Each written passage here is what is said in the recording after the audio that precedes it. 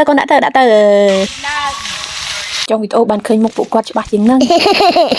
តែឡើយសុំ5បន្តិចដោយសារតែវីដេអូនេះគឺថតយូរហើយតាំងខែគេច្រូតស្រូវមកម្លេះណោះតែអត់សក់ក៏យកកាត់លេងទៅដើម្បីឲ្យពួកគាត់មើលហើយខ្ញុំនឹងប្រាប់អ្នកនរគ្នាដែរថាម្ចាស់ស្រែម្ចាស់ដំឡូងហ្នឹងគឺជាពីណាគេអញ្ចឹងtrongវីដេអូគឺឃើញពួកគាត់ច្បាស់ហ្មងចានឹកឃើញនេះឃើញនិយាយមែនបើអ្នកនឹកអត់ឃើញគឺនឹកអត់ឃើញណាហើយពួកគាត់នេះគឺថាសុំសើតែម្ដងតែសើអស់វិចិត្រណាមិនមែនតែសើខ្លាញ់ខ្លាយទេគឺពួកគាត់បកកែហ្មងអ្នកនរគ្នាគឺថារស់ស៊ី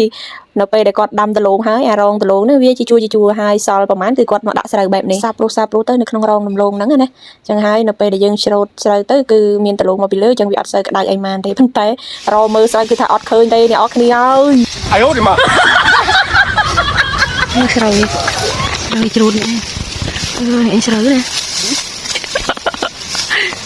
គឺឃើញតែស្មៅហើយនឹងដើមដលងក៏ប៉ុន្តែគឺល្អខ្លាំងមែនតើហើយគ្នាយីមែនណាហើយច្រាំងនេះគឺកពូត្រឹមកំងជើងខ្លះទៅផុតក្បាលអីទៅយ៉ាងវាដោយបន្លោះជាពិសេសនោះគឺបលាព្រះក្លោកហើយខ្ញុំជាមួយមីងហ្នឹងគឺអ្នកដែលទៅផ្ទះចាគេដាច់ថ្លៃគេចាគេពេញសិតចាអូនេះមីងឃើញជួតក្បាលទៅក្តៅថ្ងៃចាតែដល់ម៉ោងសម្រាប់ហើយអញ្ចឹងក្មេងៗគេដាក់ពី3បាត់លេងអញ្ចឹងទៅ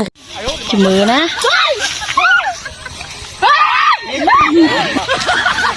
រកកណ្ដាប់ឲ្យឃើញអានេះគោះអ្នកដាក់គិនស្រីរស់ដាក់កណ្ដាប់នេះចូលម្រាយហើយ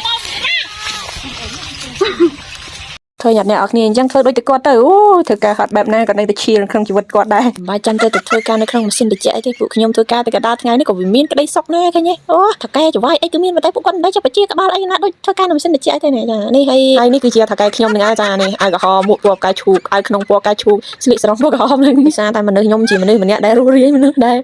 ពួកកែខាងវោ50កំ pl េងកំ plok អញ្ចឹងណាចឹងហើយគាត់ក៏បញ្ញោះយូរវិញអញ្ចឹងទៅនេះទៅលោកមកគាត់តាមការជាក់ស្ដែងទៅចាអូគ្រាន់តែឃើញគឺថាខ្ញុំមានការខ្ជិលជាមុនចាចឹងនិយាយចឹងវីដេអូហ្នឹងក៏មានតែប៉ុណ្្នឹងអរគុណបងប្អូនគ្នាជួបគ្នាវីដេអូក្រោយបាយ